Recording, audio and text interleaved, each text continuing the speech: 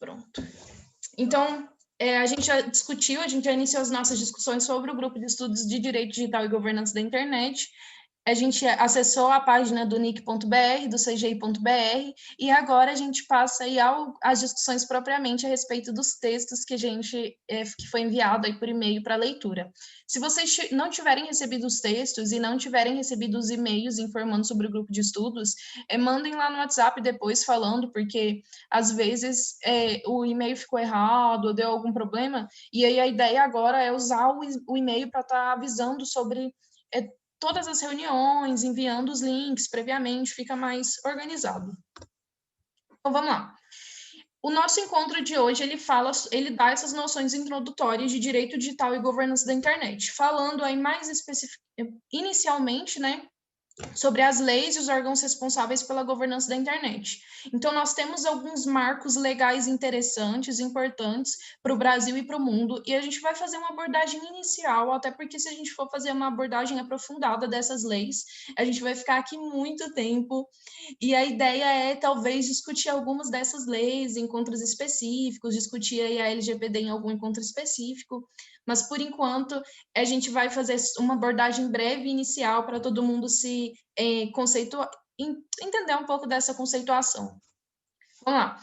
O direito digital no Brasil. Nós temos aí três marcos interessantes, três momentos interessantes do direito digital no Brasil: a Lei Carolina Dickmann, o Marco Civil da Internet e a LGPD. Acho que é os que todo mundo assim conhece mais, e isso não exclui, é claro, o fato de que existem considerações sobre direito digital em outras leis. Por exemplo, a CLT traz previsões a respeito de trabalho remoto, de trabalho utilizando a internet. Então, essa previsão, ela versa a respeito de direito digital, até porque o direito digital, ele não é algo que está excluído, aliás, que é único no sentido de separado dos outros. A gente tem o direito digital presente aí em muitas searas, muitas áreas do direito no Brasil.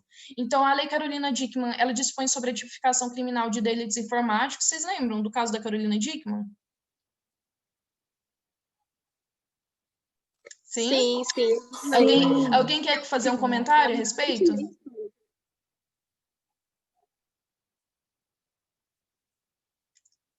Ninguém? Eu fiz um...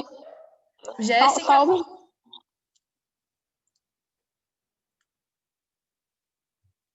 Aí, pronto. Tava dando... É porque eu tô em 2 aparelhos, aí bagunçou aqui. Então, eu fiz um trabalho recentemente, você tá me ouvindo? Estamos te ouvindo.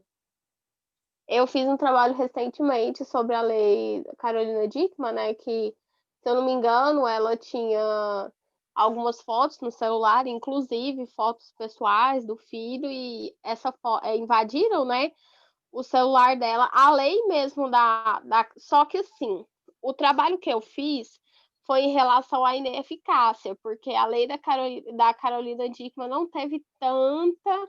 Na minha opinião, não teve tanta visualização, não teve tanta efetividade, porque o ramo da internet hoje em dia não é uma coisa que as pessoas se aprofundam, entendeu? Apesar, tipo, a gente sempre se preocupar a vazar alguma informação, alguma coisa assim, não tem legislação para isso, entendeu? A lei da Carolina Dickmann, se eu não me engano, são uma das únicas leis que tem para realmente defender se alguém vai do seu celular, se alguém pegar informações, mas, assim, não tem muita coisa para falar, porque eu achei ela muito escassa, entendeu? Nós não temos mesmo tanta legislação falando sobre direito digital, e eu conheço pessoas também da área técnica, da área relacionada à ciência da computação, à área da informática, à área das engenharias relacionadas à internet, e essas pessoas falam que não adianta a gente ter legislação, porque se você usa a internet, alguém acessa o seu dado em algum momento. O que a gente precisa é de uma nova maneira de observar e uma espécie de nova cultura aí relacionada à internet. Porque enquanto você usa, Enquanto você faz qualquer coisa na internet, você está deixando rastros, você está deixando pegadas, alguém está acessando esses dados, esses rastros e essas pegadas, e alguém pode resolver não fazer nada ou fazer algo com seus dados. Então, existem pessoas na linha de que, não adianta ter legislação, e que, 2, é preciso ter legislação para regulamentar. Eu acredito que a gente precisa de regulamentação, até porque a regulamentação ela nos dá proteção quando a gente tem os problemas. Então, se você precisa resolver, a regulamentação ela dá um certo auxílio aí, nem sempre, é claro. Não cabe a nós aqui nesse momento discutir os fins da lei, mas outra hora, quem sabe. Então, a Lei Carolina Dickmann foi esse caso aí que a Jéssica falou e dispõe, então, sobre a tipificação do criminal dos delitos informáticos. Também concordo com a Jéssica, não acho que adiantou tanto, não acho que é uma lei que protegeu tanto. Mas tem lá a sua serventia. O Marco Civil da Internet é algo muito comentado, porque ele estabelece os princípios e garantias, direitos e deveres para o uso da internet no Brasil. E aí o Marco Civil, ele traz muito dessas resoluções do CGI e do NIC.br. Então, quem leu tem acho que é o da Cúpula Mundial sobre a Informação, que traz os princípios. Tem um dos textos que vocês receberam que traz sobre os princípios, e aí vocês vão ver, se acessar o Marco Civil da Internet, que são princípios aí muito parecidos ou iguais até na maneira que estão escritos. Então, a gente tem aí no Marco Civil da Internet essa influência tanto das reuniões acontecendo no Brasil, dos fóruns, como também influência internacional, quando a gente tem no Marco Civil da Internet os princípios e garantias, direitos e deveres estabelecidos. A gente tem também essa legislação aqui, essa lei número 12.735, que eu não conhecia, e aí fui ler, fui pesquisar e aí encontrei, que tipifica condutas realizadas mediante uso de sistema eletrônico digital similares que sejam praticadas contra sistemas informatizados similares. Na verdade, ela fala sobre a polícia científica, eu acho. Ela fala sobre a polícia, sobre o poder de polícia, não fala necessariamente, não necessariamente tipifica condutas. Mas eu acho que talvez ela tivesse, não abri a lei, o projeto de lei anterior, talvez ela tivesse ficado antes, mas o que a gente tem lá é algumas disposições sobre polícia e como agir e tal. Eu não entendo que aquilo seja uma grande tipificação de condutas realizadas mediante sistema eletrônico. E a gente tem aí a LGPD, que está sendo muito comentada, é a Lei 13.709 de 2018, ignorem esse último zero aí. A LGPD tem sido muito comentada porque ela está agora vigente e a gente tem aí muitas novas normas que podem aí incidir na nossa realidade, no nosso dia a dia. Então, e eu acho que, inclusive, eu acredito que a gente possa marcar um encontro só para falar sobre a LGPD, só para discutir sobre isso, porque são muitas questões. E, enfim, a gente tem também as decisões dos tribunais. As decisões dos tribunais, elas interferem diretamente aí na forma como a gente deve interpretar essas legislações e interpretar os atos dentro aí do universo digital. Mas de tudo isso aqui que está nessa tela, o que eu considero mais importante é esse último tópico, que é o direito humano à internet. O direito humano à internet, a internet foi considerada como um direito humano num relatório em 2011 pela ONU. E eu fico assim, gente, a internet foi considerada um direito humano em 2011, isso é quase 10 anos atrás. E a gente ainda tem muitas pessoas que não têm acesso à internet, que não têm proteção dentro da internet. E a gente começou a implantar leis de direito digital em 2012. Então, isso mostra que nós estamos aí caminhando a passos muito lentos aqui no Brasil no que se trata de regulação a respeito da internet. Porque enquanto o mundo já considerava a internet um direito humano, a gente ainda começava a regular a internet por aqui. E aí tem um outro aspecto também, eu me lembro que numa das discussões a respeito de direito humano à internet, algumas pessoas levantaram, e eu acho que isso é uma tendência quando a gente discute direito humano à internet, que é sobre o fato de que por que ter direito humano à internet? Por que considerar a internet como um direito humano se nós temos outros direitos muito mais básicos que são também direitos humanos e que não são cumpridos? Como é que a gente quer considerar um direito como um direito à internet como algo que é um direito humano? Então, eu não visualizo como excludente penso que é importante, sim, a gente considerar o direito à internet como um direito humano, até porque quando você está excluído da utilização da internet, quase como se você estivesse excluído aí da sociedade e de muitas e muitas atividades da sociedade.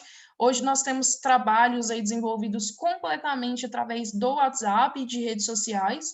Então, se você tem uma pessoa que não tem acesso à internet, que não sabe utilizar a internet, que não tem acesso aí a um celular, a um smartphone, a um iPhone, você tem aí uma pessoa que está excluída da sociedade. Então, considerar o direito humano à internet é mais do que só o uso livre e recreativo da internet. É considerar que quando alguém acessa a internet, essa pessoa está incluída no restante da sociedade.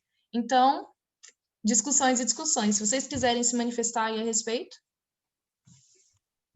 O que diz respeito à questão da internet ser ou não ser considerado um direito humano, e até também no fato de também a gente ter outros direitos que são, digamos assim, não são devidamente assegurados por nosso Estado, acredito que a gente não deve abrir mão desse direito à internet em detrimento de a gente ter outras pautas aí para estar lutando. A gente tem que lutar por todos os direitos que a gente deve assegurar para todos os cidadãos, né? A gente não pode abrir mão de um em detrimento de outro. E assim, quando a gente fala de direito humano na internet, não é só especificamente ter o acesso, assim, não, a gente necessita ter esse acesso.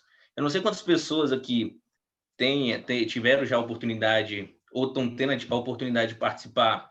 Só um minutinho, pessoal, rapidinho.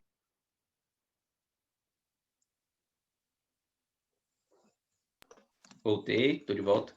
Não sei quantas pessoas estão tendo a oportunidade de participar de algum projeto voluntário aí a partir dos programas de extensão da PUC Goiás, para ser mais específico, mas eu estou participando do Instituto Dom Fernando, onde estou trabalhando com algumas crianças da Escola de Direito de Saber. E assim, eu vejo assim de maneira escancarada como a falta desse direito humano do acesso à internet isso prejudica essas crianças, porque essas crianças não têm acesso à educação, ela não tem acesso, claro, por não ter acesso à educação, isso prejudica demais ela durante um período aí muito extenso. A gente não tem ciência dos impactos que essa falta de acesso que estão tendo agora nesse período de pandemia vai afetar essas crianças.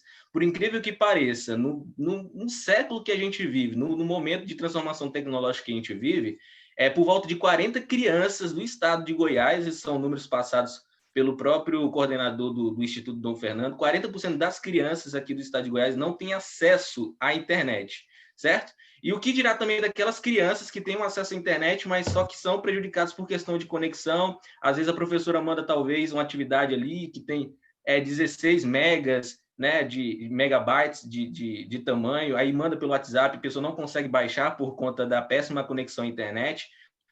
Aparentemente é um arquivo pequeno, mas não consegue. A gente entende assim que a nossa conexão não é uma conexão boa, que inviabiliza também essa questão do acesso aos materiais pedagógicos. Então, eu creio assim que o acesso à internet, né, o acesso à internet é um direito humano, porque ele não engloba apenas o fato de se conectar, de ter o contato com as pessoas, mas inviabiliza às vezes assim torna prejudicial quando a pessoa não tem acesso também à educação, a oportunidade dela se manifestar, né? Porque o ambiente da internet é um momento onde também se manifesta. A gente está aqui, pessoal, utilizando a internet para debater assuntos importantíssimos sobre governança na internet e direito digital. E quantas pessoas querem ter essa oportunidade e não conseguem? Então, são pontos assim que vale a pena realmente refletir. Sim, com certeza, Marco.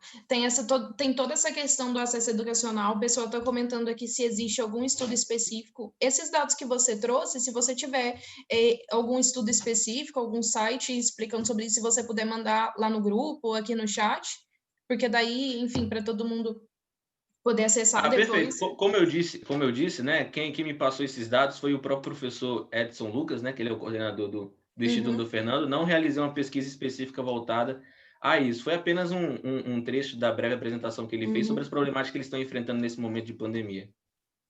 Não, tudo bem. Mas devem haver estudos sobre isso. Eu acho que se a gente jogar lá no Google, a gente consegue encontrar alguma coisa e até fazer uma leitura sobre isso. O pessoal está comentando aqui, concordando com você no chat, a respeito do acesso à educação. nesses tempos de ensino remoto e nas consequências que isso gera. E o Leonardo fez um comentário dizendo: acho que tem muito uma questão de olhar a legislação como algo a ser alcançado, como um ideal. Sim, talvez, eu não entendi se o seu comentário foi no sentido de dizer que a legislação ela vai estabelecer uma meta que é utópica, que é ideal, mas se for, de certa forma, eu concordo também que a legislação ela tem que estabelecer o máximo que a gente deseja, mirar no que é mais essencial no sentido não de... Tem gente que acha que a legislação ela deve dizer apenas o básico, mas talvez na nossa cultura ela precise dizer mais do que o básico. Então, talvez ela precise dizer qual é o máximo que a gente deseja alcançar, o mais ideal que a gente deseja alcançar. Pessoal, a reunião vai até que horas? Então, Maria Luísa, a ideia é que essa reunião tenha 1h30 de duração. 1h30 aproximadamente aí. Outra tem a questão do acesso à internet para quem pode pagar, sim.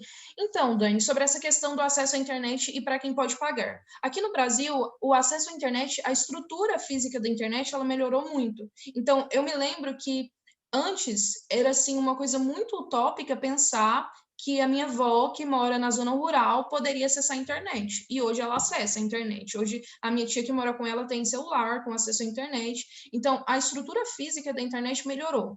E aí a gente tem 2 pontos que podem ter ocasionado isso. Um dos pontos é o fato de que, economicamente, é desejável que o acesso à internet aumente. Então, existe uma questão financeira para aumentar o alcance da internet. E existe também a questão regulatória, a questão aí da mobilização desses fóruns, dessas instituições que querem que o acesso à internet aumente. Então, vamos lá, vamos para o próximo tópico, então. Governança da internet. Vocês receberam aí 4 textos em PDF pelo e-mail que tratam aí sobre governança da internet. Um dos textos era sobre a Cúpula Mundial sobre a Sociedade da Informação. É uma cúpula que aconteceu em Genebra, em 2003. Outro texto era a Declaração NET Mundial, de 2014. Uma resolução do CGI, em 2009, que fala sobre os princípios para a governança e uso da internet no Brasil. E um texto sobre os atores da governança da internet. Então, vamos agora para a análise desses tópicos e desses textos. A Brenda está perguntando: Denise, você acha que no Brasil vai demorar para o acesso à internet ser algo gratuito, como em alguns países? Brenda, eu não sei se a gente pode dizer que é de fato gratuito esse acesso à internet nesses países, ou se E aí, um outro aspecto também, a gente até tem, né, um acesso à internet gratuito em alguns municípios, mas não é um acesso de qualidade. Tem muitos municípios que têm um acesso à internet gratuito, mas não é um acesso de qualidade. Eu não consigo fazer uma previsão de se um dia a gente vai ter um acesso à internet aí gratuito e de qualidade. Se alguém tiver uma informação, uma previsão a respeito disso, pode enviar aqui no chat ou abrir o microfone e falar a respeito disso. A sucateação da educação na pandemia está muito evidente, tanto no ensino fundamental quanto no superior. Isso me assusta muito. Nós temos pontos e pontos, né, Ana Júlia? E eu acho que só discutir isso a gente daria aí muitas horas de discussão. Vamos lá, vamos aqui para esse slide. Governança da internet. Então, conceituando aí o que é, então, a governança da internet? O que significa dizer que a gente tem a governança da internet? Quando a gente fala do sistema de governança da internet, a gente tem que entender, então, como eu já falei antes, como eu tenho falado, que é um sistema de governança que independe, de certa forma, dos governos, porque ele não surge dentro da estrutura do governo federal, do governo estadual, do governo municipal. Ele surge dentro de uma outra estrutura, dentro de um outro sistema. Então, olha, ele surge dentro de um sistema não governamental que já existia. Essas instituições que vocês estão vendo, IETF, ISOC e ICANN, são instituições mais relacionadas à parte técnica da internet, como a parte da engenharia tecnológica e afins, e foi dentro desse contexto técnico que surge, então, esse sistema de governança da internet. E é por isso que esse sistema de governança da internet, ele não é relacionado aí diretamente ao governo, não é um sistema propriamente governamental no que se tange a governos de estados, governos de países. Então, até porque, gente, falando assim a respeito dessa parte técnica, não é viável para o setor técnico, para o setor científico, muitas vezes não é viável estar submetido aí ao governo dos estados, ao governo dos países. Por quê? Porque as pesquisas desse setor técnico, elas podem vir enviesadas, ou seja, elas podem ter que ceder a esses países. Então, a governança da internet estar aí livre no sentido de não estar propriamente vinculada ao governo federal e afins é uma coisa positiva. Eu encaro como uma coisa positiva aí, em uma perspectiva de pesquisadora. Em outras áreas relacionadas à política tem sido o contrário. Aqui está falando, gente, em relação à questão dos conflitos dentro da governança da internet. A gente tem aí muitos conflitos nas discussões, porque como a governança da internet ela não é vinculada diretamente aos governos, o problema que a gente tem isso foge da regra. Então, quando se trata de outras temáticas, é vinculado ao governo, e aí a gente tem uma discussão, um espaço que está sendo ocupado e que talvez o governo quisesse ou realmente queira ocupar esse espaço.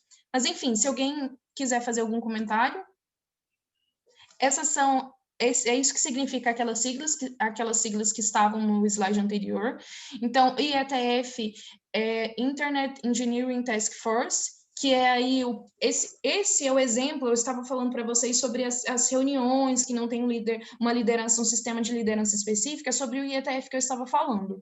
Então, eles se reúnem para discutir questões técnicas sem necessariamente um sistema hierárquico para essas discussões ou para essas organizações. É bem interessante. Um princípio que eu acho muito, muito bacana para a gente estudar e para a gente discutir é esse da questão multissetorial da governança da internet, do modelo multissetorial. Ou seja, isso significa que quem organiza, quem governa a internet não é só uma parte aí da população e afins, a ideia é que seja algo plural.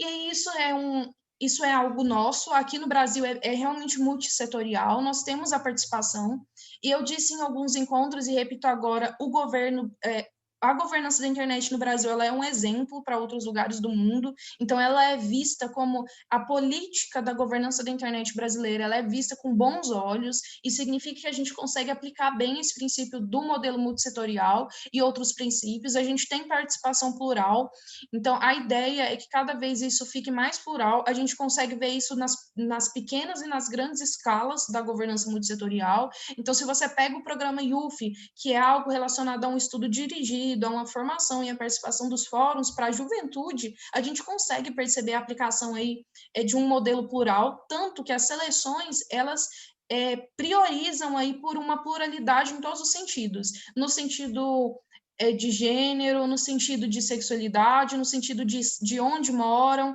de se tem alguma representação pessoal identitária. Então, o nosso plano de modelo multissetorial ele é muito bom. Então, nós temos geralmente a presença desses 5 setores, que é a sociedade civil, o governo, o setor técnico, o setor empresarial e o terceiro setor, que são as organizações não governamentais. Então, geralmente, a gente tem a presença desses 5 setores nas discussões, aí nos eventos. Se a gente não tiver uma presença de um dos setores, é a do terceiro setor, que pode ser englobada dentro da sociedade civil aí. Alguém tem algum comentário a fazer? Não? Ok? Então, vamos continuar. Eu gosto muito desse modelo multissetorial, porque consegue englobar os interesses dos setores. Então, o setor técnico tem os seus próprios interesses, porque é o setor que entende de produção, de velocidade, de engenharia de software, mas talvez não consiga entender aí os desejos da sociedade civil. Então, eu acho muito importante que a gente tenha aí a presença da sociedade civil, do setor empresarial, do governo e do terceiro setor. Diferentes anseios podem ser englobados aí nos fóruns e nas discussões de governança da internet.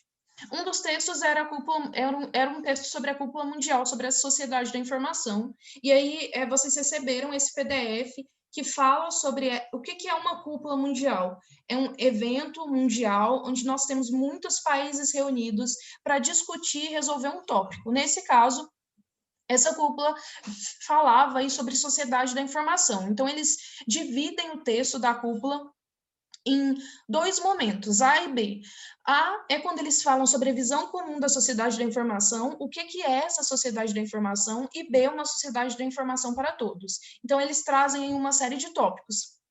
No que se trata de sociedade da informação, eles estão falando do acesso à informação, do acesso aos dados e acesso à internet. Então, é a ideia de que nós precisamos construir uma sociedade comum, uma sociedade para todos, uma sociedade de informações onde todos, é uma sociedade comum no sentido de todos podem acessar essas informações, todos podem acessar esses dados. Então, vejam, desde 2003, a gente tem essas discussões sobre ter uma sociedade de informação, uma sociedade totalmente informada, e aí no sentido global mesmo da coisa, no sentido de que todos têm acesso à informação, todos têm acesso a dados, todos têm acesso a conhecimento, a capacitação e afins. Então, isso é desde 2003 a gente vem discutindo. Será que desde 2003 a gente avançou?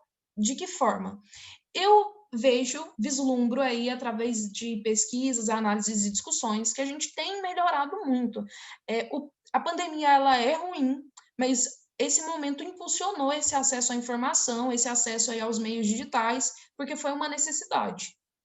Como foi uma necessidade, isso aí é como se a gente estivesse naquela escala, naquela pirâmide das necessidades humanas, o acesso à internet veio talvez aí para quase para a base, onde então aí a internet passa a ser algo tão importante na vida das pessoas, tão necessário, que acelerou muito esse processo de acesso à informação, de acesso ao smartphone e aos outros aí mecanismos de tecnologias da comunicação e da informação. Alguém quer fazer algum comentário específico sobre esse texto?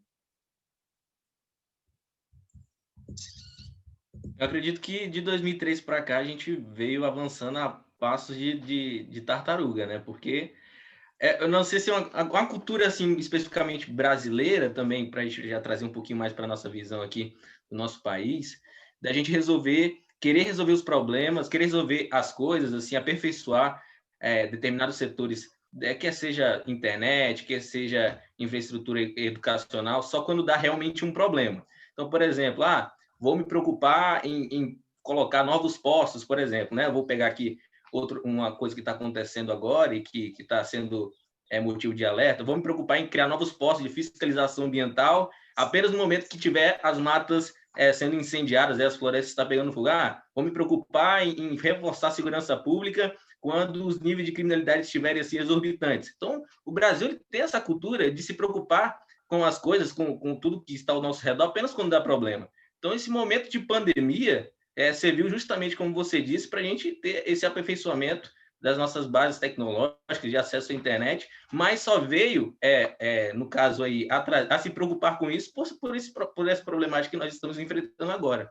Então, assim, se não fosse essa questão da pandemia, acredito assim que a preocupação quanto um acesso à internet assim de alguma maneira que abrangesse várias pessoas, um acesso à internet assim que trouxesse de boa qualidade e que as pessoas pudessem fazer aquilo que elas gostariam, ter esse acesso educacional e tudo mais, ainda estaria andando aí em passo de tartaruga. Então, é um ponto positivo, né, desse momento que nós estamos passando agora, dentre muitos pontos negativos. Sim, nós tivemos um aceleramento, né? Eu não sei se eu diria que a gente sempre busca resolver as coisas só quando a gente tem problemas, mas talvez sim. Talvez seja um aspecto cultural, mas não apenas nosso. Alguém mais abriu o microfone para falar? Letícia? Sim, eu. Tudo bom? Tudo bem. Então, eu estagiei no extinto Ministério das Comunicações, lá nos idos de 2014. Então, ainda tínhamos início do segundo governo Dilma, que estava botando em primeira marcha, e assim, já passando para a segunda, um programa federal que chamava algo tipo acesso à internet ou programa digital brasileiro, uma coisa assim, que englobou uma ação interministerial desde Ministério da Defesa, Ministério das Relações Exteriores, tecnologia e comunicação, para ampliar o acesso do Brasil à rede de internet, que antes a gente tinha só um acesso via oceano, que aí foram 2 satélites lançados no governo Temer, já após impeachment, que o processo continuou acontecendo. E, para não ficar numa escala macro de acesso à internet, uma das premissas do programa daquele Pronatec, que foi tão criticado e assim, crucificado, foi aonde eu trabalhei no Ministério das Comunicações. A gente criava e organizava com locais ermos do país, após a ligação com o Ministério da Tecnologia e Infraestrutura, de chegar à internet nessas cidades, nessas localidades afastadas dos grandes centros, a gente articulava a capacitação dos cidadãos brasileiros dessas localidades em como usar, como acessar a rede, como lidar com o computador, como fazer manutenção, digitação, coisas básicas. Então, é importante mostrar esse esforço que houve da administração do governo federal desculpa minha cachorra, gente. Emma, tá bom. Em adequar o acesso à internet do brasileiro à realidade do brasileiro, mesmo que fosse o brasileiro afastado. Uma coisa que hoje perdemos, com certeza. Letícia, é muito interessante você trazer isso, até algo que eu queria também comentar, antes de começar a estudar sobre essas questões aí da internet, do sistema de informação e comunicação, eu tinha uma visão negativa do governo Dilma, que hoje mudou. Eu percebi, por exemplo, que nós temos aí muitas leis implementadas, muitos programas criados relacionados à internet e que foram eficazes e que funcionaram e que foram aí, é claro, a gente não está falando de uma pessoa específica, a gente não está falando da figura presidencial especificamente, nós estamos falando do sistema de governo que envolve ministros e afins, e que foi um sistema que funcionou no que se trata aí de expandir o acesso à internet. Então, você tem razão, e muitas vezes a gente ignora, a gente oculta essas informações, a gente desconhece. Talvez até por preconceito, né? E isso polêmicas à parte, gente. Eu fui estagiária do Ministério das Comunicações quando o ex-marido da Gleisi Hoffmann era o ministro que foi preso, etc. Eu acho que a gente precisa separar um pouco isso e perceber que o fortalecimento das instituições democráticas que aconteceram durante o regime do PT, agora eu estou falando só pelo marco temporal, não pelo marco político, propiciaram uma série de evoluções nos direitos fundamentais dos brasileiros, e isso é inegável. Então, a gente não, como estudante de direito, a gente não pode fechar o olho para isso. Acabou meu discurso agora de... Tudo bem, Letícia. Isso que a Letícia está falando, pessoal, até assim, como ela falou, não estabelecendo só um marco político, estabelecendo um marco temporal. Isso significa que a gente está falando também de política internacional, de coisas acontecendo ao redor do mundo. Então, que talvez qualquer pessoa que estivesse naquele momento no poder, independente de partido, independente de figura política, talvez qualquer dos governantes que tivesse conseguido também fazer algo aí importante, mas aí trazendo algo para discussão, né, Letícia, que muitas vezes a gente ignora ou esquece. Até falando aí sobre coisas ignoradas ou esquecidas, aproveitando o momento, eu queria trazer ao final isso, mas eu vou aproveitar agora. Nós temos aí uma pessoa, uma mulher, como a primeira programadora.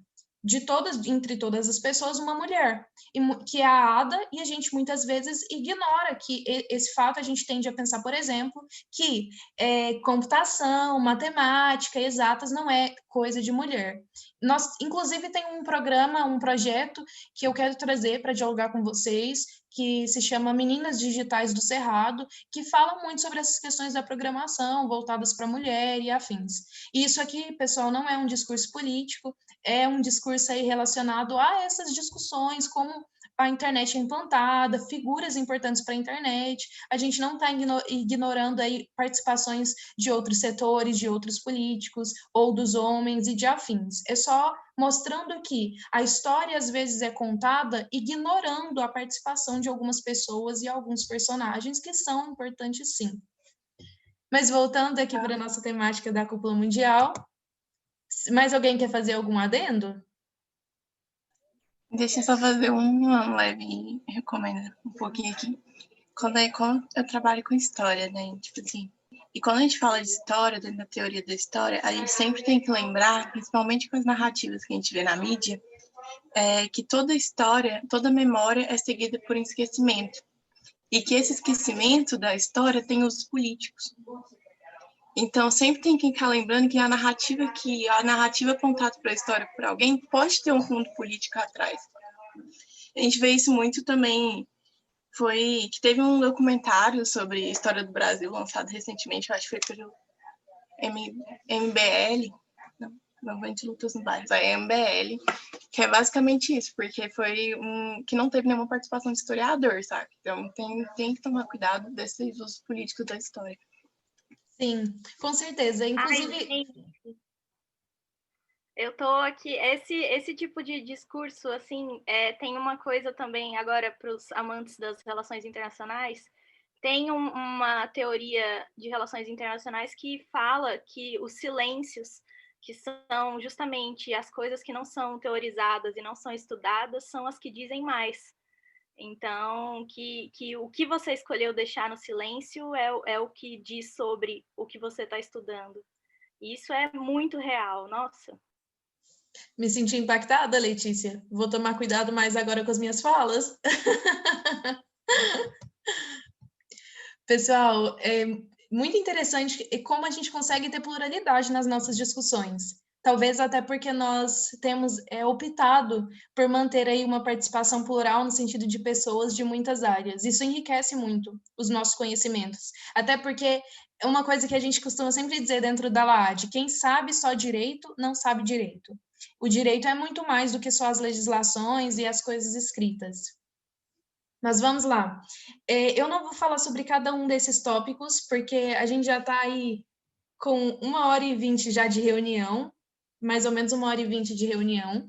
Então, a gente vai passar aí para os próximos slides para a gente conseguir debater mais algumas coisas. De qualquer forma, se a gente não conseguir debater tudo, a gente pode dialogar sobre alguns desses tópicos que foram deixados para trás e que são tópicos interessantes que vocês queiram discutir aí numa próxima reunião.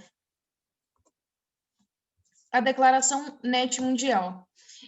A Declaração NET Mundial aconteceu em 2014 e foi um encontro multissetorial global sobre o futuro da governança da internet. Então, e aí debateu esses dois tópicos principais, que é os princípios da governança da internet e um roteiro para a evolução futura do ecossistema de governança da internet. Quando a gente fala ecossistema de governança da internet, a gente está falando sobre esses sistemas de governança de cada país interligados. Então, é todo um ecossistema, são todos esses setores juntos, e aí, por exemplo, a governança da internet do Brasil e a governança da internet da Europa e a governança da internet dos Estados Unidos, tudo isso engloba aí o ecossistema da governança da internet. As recomendações contidas neste documento foram elaboradas com a finalidade de conduzir o NET Mundial a um consenso. Este foi um esforço colaborativo entre os representantes de todos os grupos e interesses. Então, ainda se discutem esses princípios da governança da internet, até porque a gente está fazendo uma estruturação aí entre tantos setores, e como é que você define aí todos esses princípios objetivamente ou subjetivamente para tantos setores. Então, também não vou entrar em detalhes especificamente sobre essa declaração, acho que ela traz aí até um pouco de repetição do que a gente já visualizou na Cúpula Mundial sobre a Informação e na outra resolução sobre o CGI. Alguém quer fazer alguma observação sobre algo interessante que leu na Declaração NET Mundial?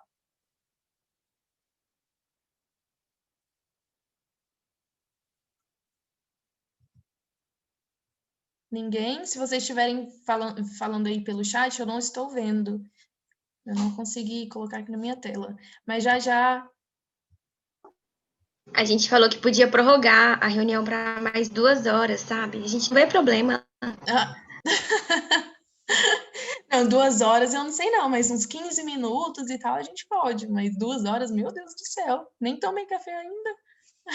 E eu acho que todo mundo aqui tem também os seus compromissos e fica muito pesado. E chega um momento do diálogo que a coisa vai parando, a gente vai parando de absorver o conteúdo.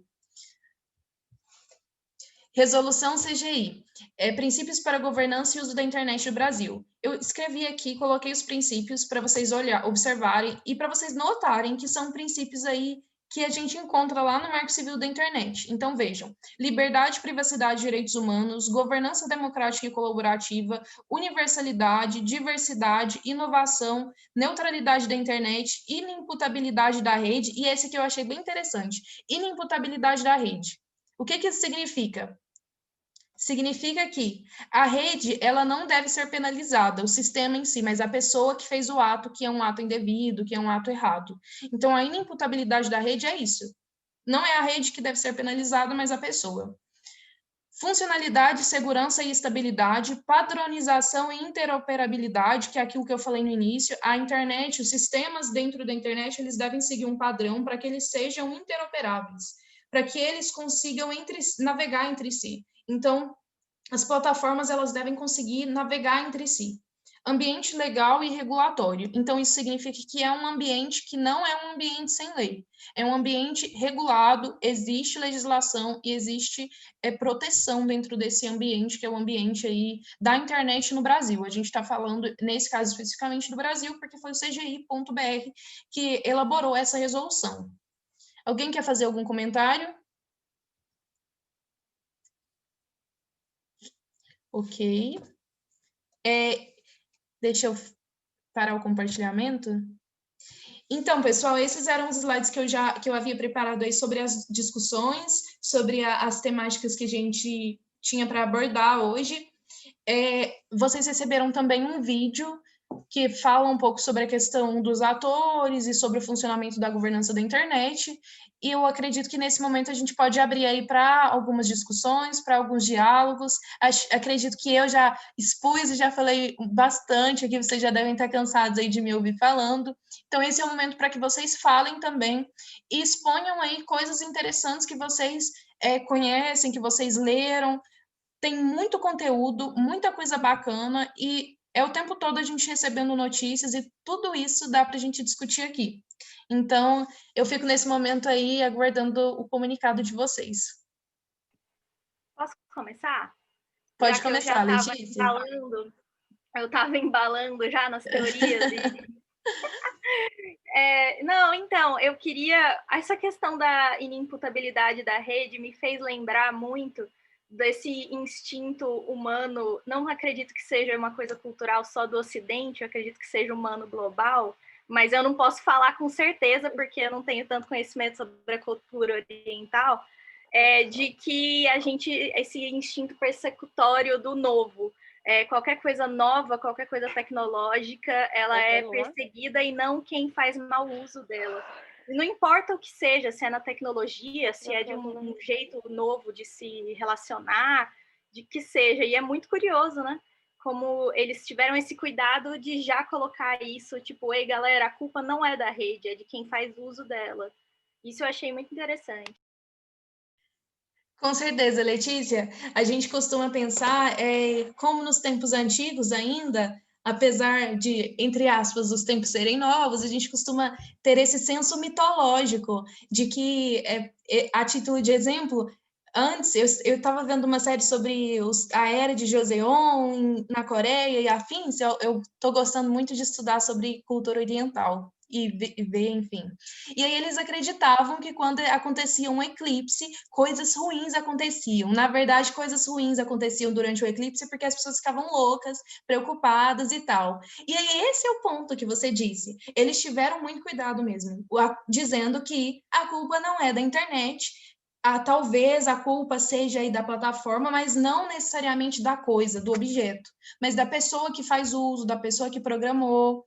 E aí a gente tem se discutido muito sobre o Instagram ser racista, sobre não o Instagram necessariamente, o algoritmo do Instagram ser racista, sobre nós termos aí algoritmos de plataformas que são xenofóbicos, porque são de um país especificamente, ou que são machistas. E aí, qual é o ponto disso?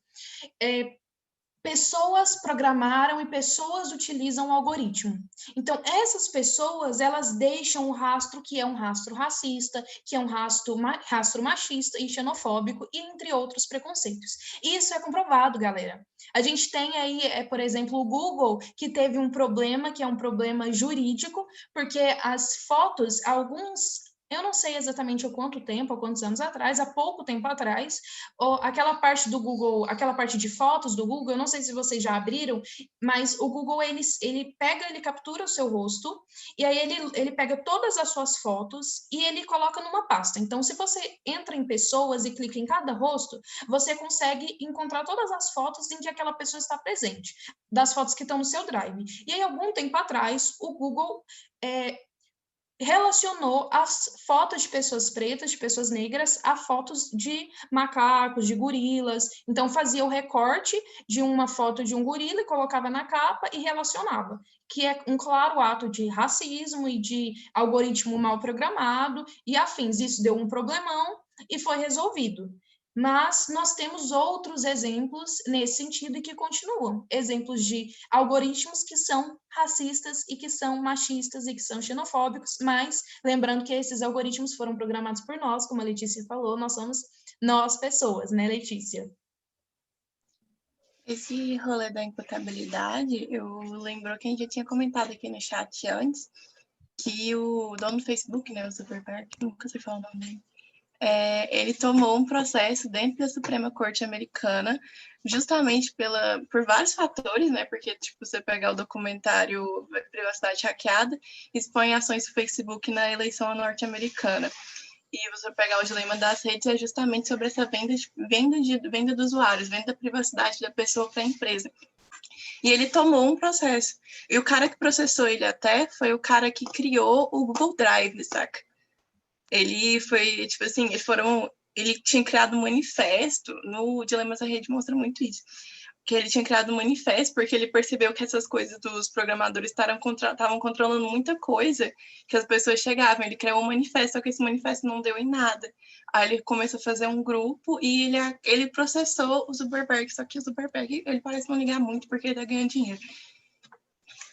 Sim, ele é uma coisa sui generis, né, esse homem, gente. Ele tá lá na frente do Senado americano, a galera matando, caindo em cima, perguntando se, tipo, o que você faz com os dados dos seus usuários, não sei o que, nananã, e ele, tipo, eu vendo.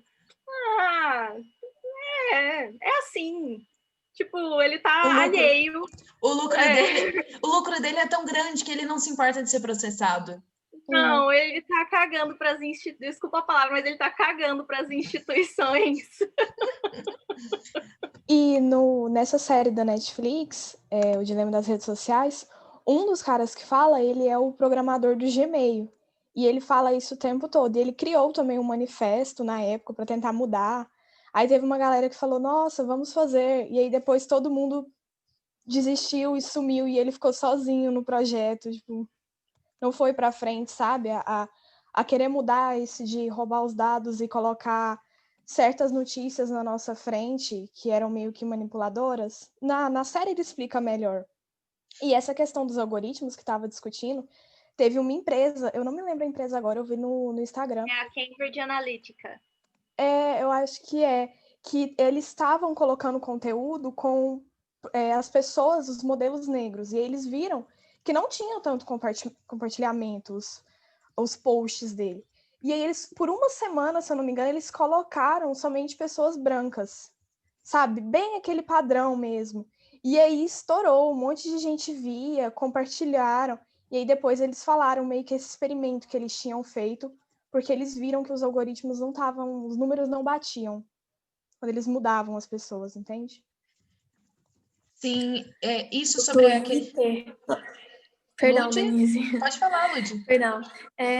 Não, só queria falar que no Twitter houve uma pesquisa, acho que pesquisa da população mesmo, sobre esses algoritmos, e ele postava uma foto com uma montagem, que tinha uma foto de uma pessoa negra, uma foto de uma pessoa branca, e ele alternava a ordem dessas fotos, E sempre na hora que posta e que aparece a foto, só aparece o rosto do homem branco. Para aparecer o rosto do homem negro, a gente teria que abrir a imagem e aí sim a gente veria que há um homem negro naquela foto, entendeu?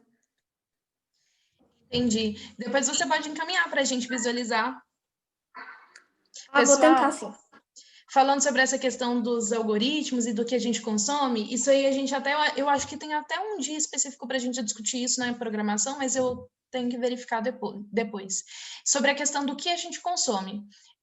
A coisa é tão assim complicada, tudo aquilo que você pesquisa, quase tudo aquilo que você pesquisa no Google vai parar na sua plataforma do Instagram como propaganda. Se você pesquisa algo, seja aí algo de sei lá, se você começa a pesquisar sobre direito digital, vai começar a aparecer propaganda no Google de grupos de estudo, de eventos, de pessoas que fazem trainee para ser advogado de direito digital e afins.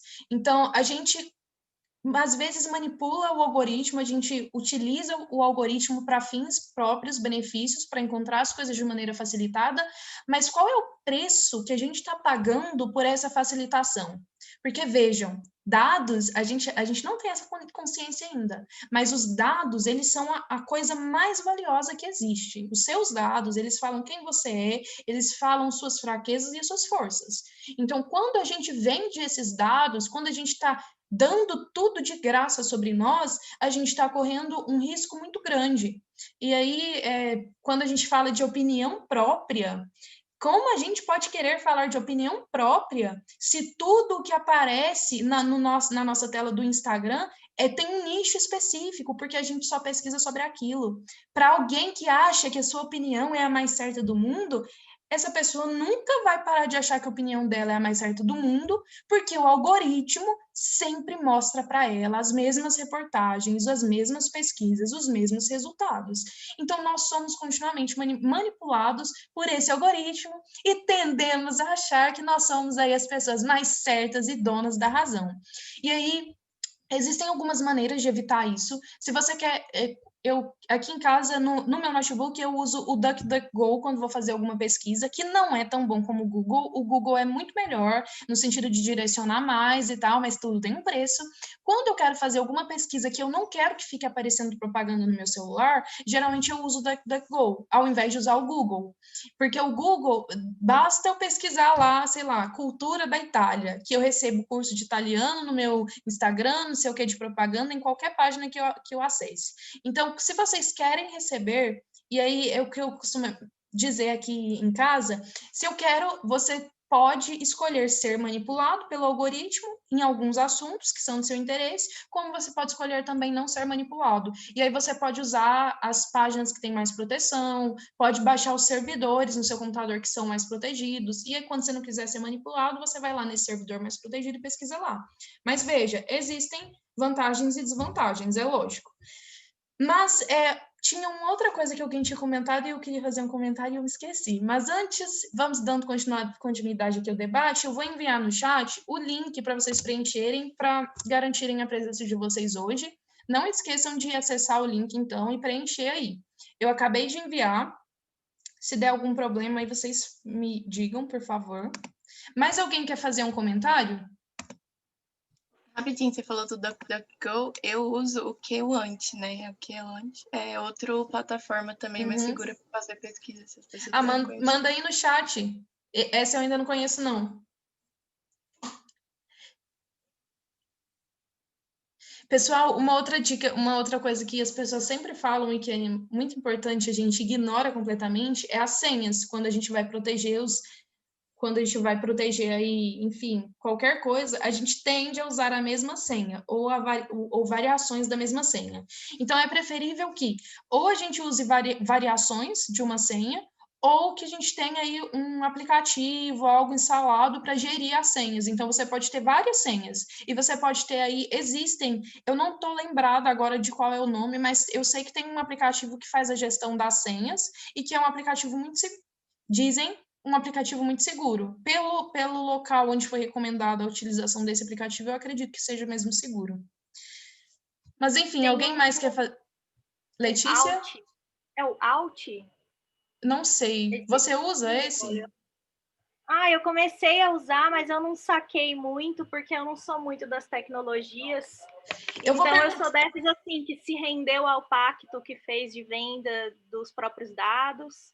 E o máximo que eu faço é usar um bloqueador de IP, assim, no meu Chrome. E pronto, assim, eu não consigo. Gente, eu quero compartilhar uma indignação com vocês aqui. A Letícia está falando sobre esse negócio de bloqueador.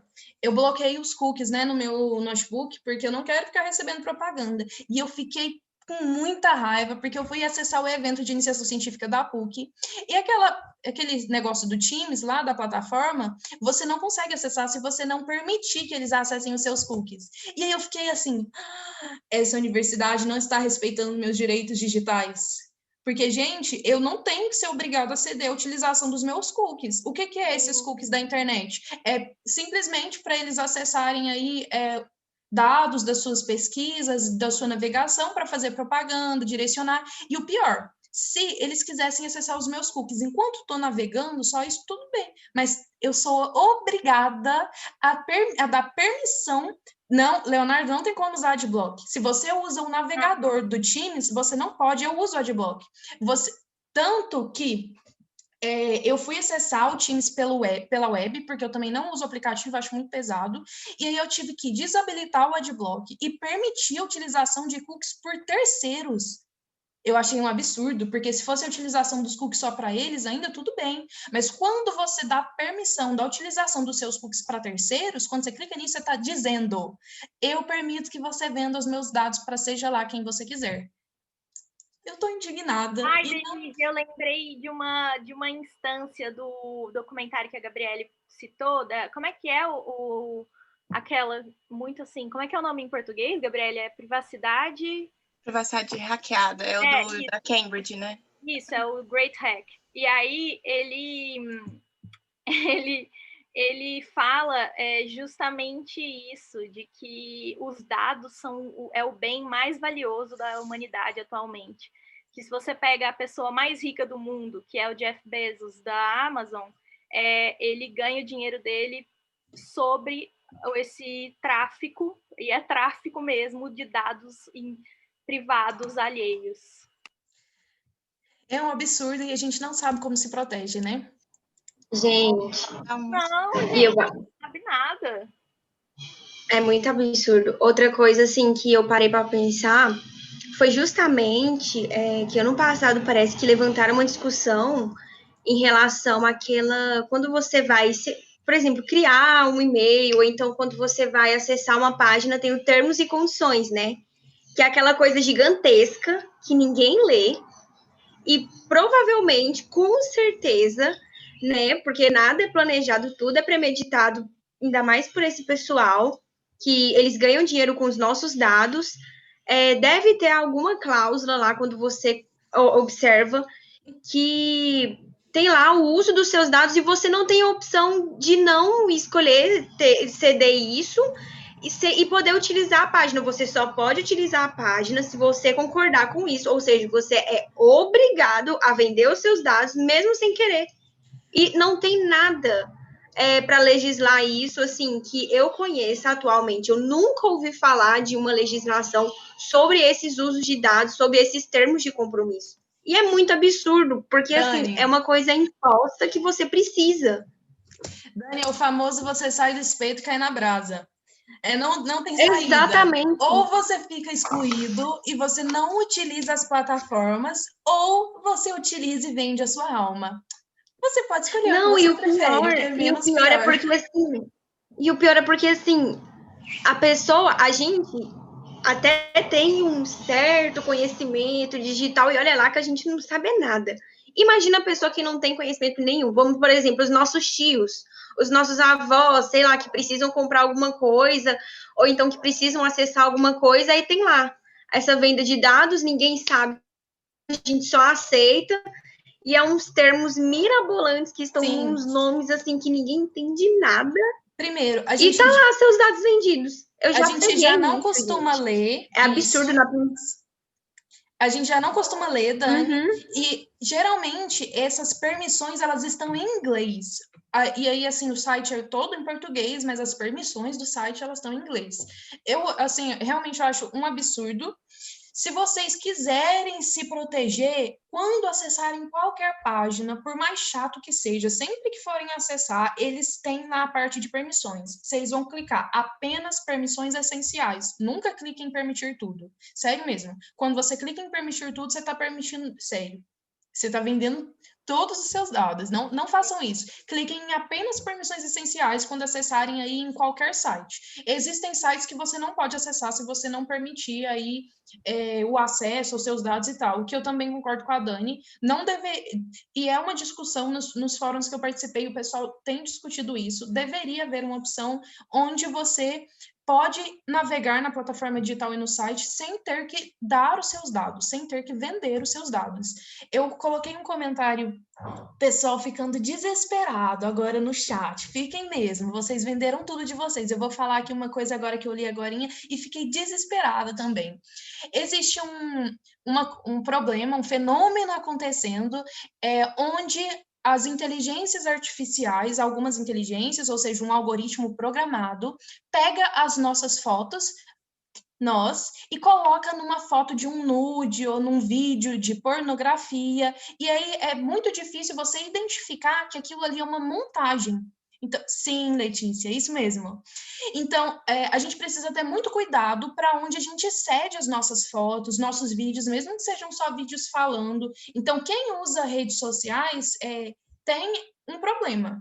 Eu tenho o pessoal que eu conheci no programa YouF, eles diziam assim: vai usar um aplicativo que pede para que você coloque a sua foto? Coloque a sua foto, por exemplo, aproveita que agora a gente está usando máscara, põe a sua foto com máscara, põe a sua foto usando um óculos, põe a sua foto pintada com aquelas pinturas artísticas, faz de alguma forma que a sua foto de perfil não é uma foto que a pessoa vai identificar de cara e pode utilizar indevidamente, porque as fotos de perfil, elas muitas vezes são acessadas por qualquer pessoa.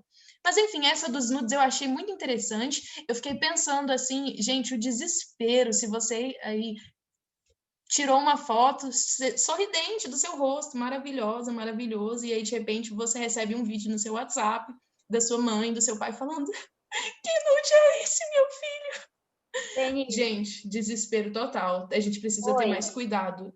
Tem alguém Denise. falando, mas não aparece a foto e nem a o nome. Natália. Natália, tudo bem? Tudo. Não, é que vocês estão falando sobre isso, sim, eu estou ouvindo vocês debaterem, e aí eu estou lembrando a situação. O meu marido foi comprar um remédio numa farmácia, aí, tipo, o remédio... Eu vou falar, assim, uma coisa... Tipo assim, vamos imaginar que o remédio seja 5. Se ele comprar, dando o CPF dele, e se ele não deu o CPF dele, o remédio custa R$20. E ele tentou, tipo assim, ele discutiu com o vendedor, por quê? Eu queria saber qual o motivo desse remédio custa esse valor se eu der o meu CPF. Qual é a finalidade que vocês querem com isso? E ele, não, é porque tem que ter um cadastro e tal, tal. Ele, não, mas eu queria saber o porquê que o preço diminui. Meu CPF é tão valioso, assim, tipo, com ironia. E aí e eles não conseguiram. Ele perguntou, eu queria saber onde está na lei que me obriga a dar meu CPF para mim ter um desconto.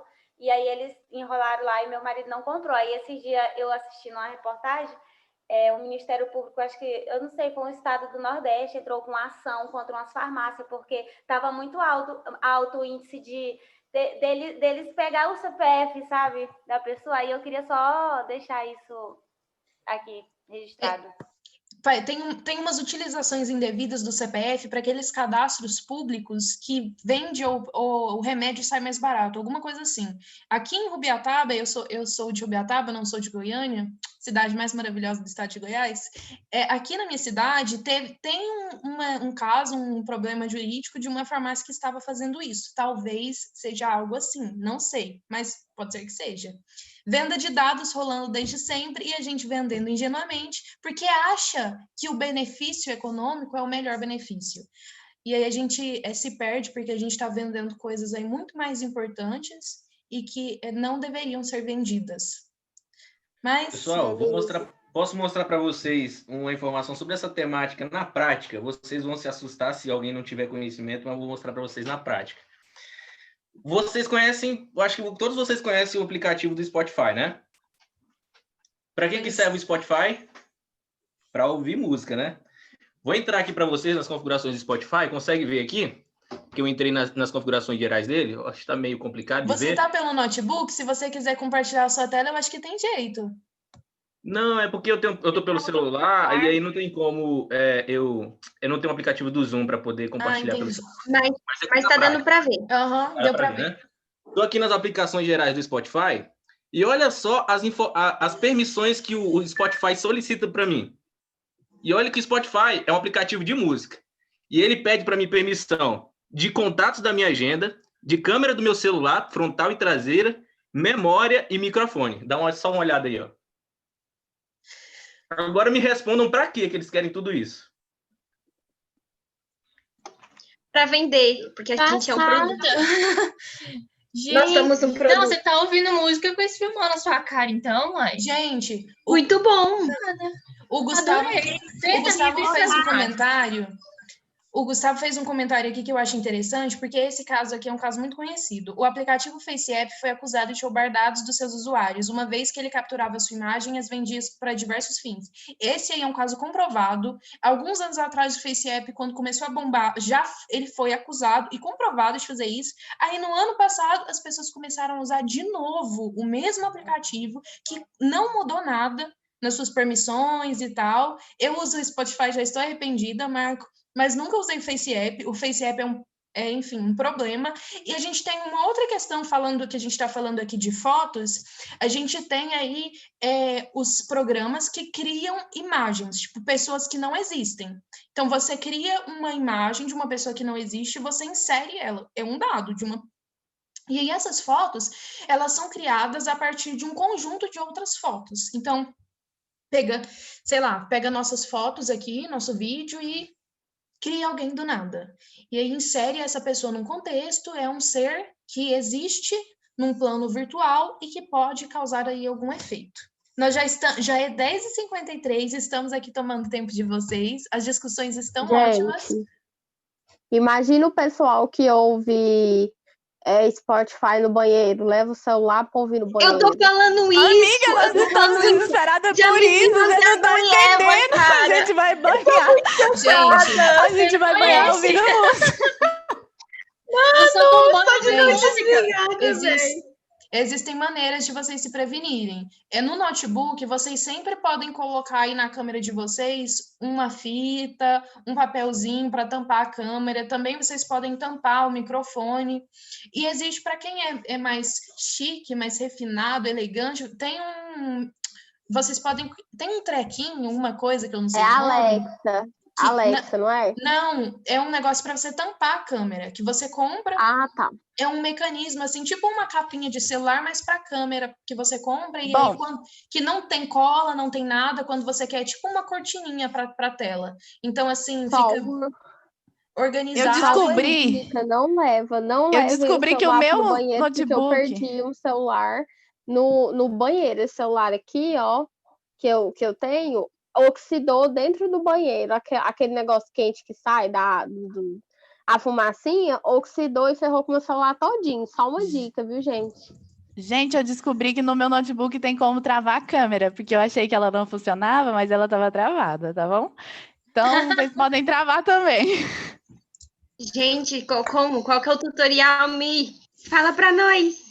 Bom, gente, apertei F11, tem um quadradinho aqui com a carinha e um cadeado, e eu não sabia que era travando a minha webcam. No meu é o F8, então, assim, vai procurando a câmera e pronto, não precisa pôr papel. Sabe ela não abre. Do Snowden, sabem o escândalo do Snowden, que ele falou que a NSA vigiava as coisas dos grandes líderes? Ele também falou que a NSA, e se a NSA consegue, outras entidades do mundo conseguem, habilitar a câmera dos dispositivos eletrônicos que têm acesso à internet, seja computador, celular, TV, com eles desligados, apenas ligados na energia. Então, vamos pegar a fita, então. É aquela famosa coisa, Polêmica. aceita que dói menos e Gente, É isso mesmo, Letícia. Eu ia falar isso também. Você pode até travar no seu notebook, mas você é um mecanismo que você usou aí no seu notebook. Alguém pode destravar. A melhor coisa que você pode fazer é pega uma fita. Se você não comprou o mecanismo aí de fechar a cortininha, cola uma fita no seu notebook, na câmera do seu celular, se você não usa muito. Compra uma capinha que tampa. Aquelas tem uns capinhas que tampam tudo. Compra uma dessa. É o melhor que você faz. Quem vai para o banheiro usar o celular na hora de... Enfim, que dó, gente, uma pena. Você já vai ficar exposto aí daqui a uns anos. Mas, gente, já vamos encerrando. Antes de a gente encerrar, de todo mundo sair, vamos tirar uma foto para registrar o nosso primeiro encontro do grupo de estudos. E aí... Pra gente aparecer no mundo todo, lá na Índia. Isso. A galera descobriu que a gente é do Brasil. Eu tenho mais medo de aparecer na China. A gente vai estar vendendo algum produto. Vamos lá, todo mundo ligando as câmeras. Pra ficar bonitinha, né? Pra sair na cara do povo. É isso mesmo, tô esperando vocês ligando aí. Sem medo, Ai, gente, tava com tanta saudade de vocês. E ainda estou, claro, mas... Imagina o rolezão com essa galera nova que entrou, hein? Que a gente não conheceu ainda. Muito bom! Então, era pra mês que vem. Tem que ter compra da rádio. Né? Eu vou tirar a foto. O povo tagarela. Vamos tirar a foto. Ai, deixa a gente conversar. Acho que, gente, essas meninas da lá são tão opressoras. O Éden estava tentando falar já tinha uns 5 minutos e vocês cortaram aí totalmente, coitado. Não, o Éden não precisa falar. Nossa, Denise, eu até desisti aqui. Pode falar, amigo. Entra na roda. Eu só ia falar que depois de hoje eu vou ficar com receio até de usar aplicativo agora. Mas toda é vez mesmo. vou lá ler os termos e condições. Precisa, né? A gente precisa ter termos, nunca leio. Todo mundo sorrindo, hora da foto. Tirei, agora espera aí, gente, eu vou enviar lá no grupo de WhatsApp, peraí. Se a gente aparecer com a venda de algum produto, não se assustem, tá bom, gente? Não saiam ainda, deixa eu enviar a foto primeiro, gente. A gente já fica até na posição. Eu trabalho na Defensoria Pública da União e a gente usa o sistema na internet. Então, todas as informações que a gente tem dos assistidos, a gente coloca na internet. Agora, eu estou aqui pensando que, da mesma forma que a gente está tentando ajudar todo mundo, a gente complicou a vida de todo mundo. Então, todo mundo usa, para fazer alguma coisinha, é daqui para ali. Gente, alguém que está pelo notebook pode tirar a foto? Porque eu acho que o meu não deu certo. Tirar a foto. Tá bom. Todo mundo sorrindo de novo, então, né? Já faz a pose do produto, ó, gente.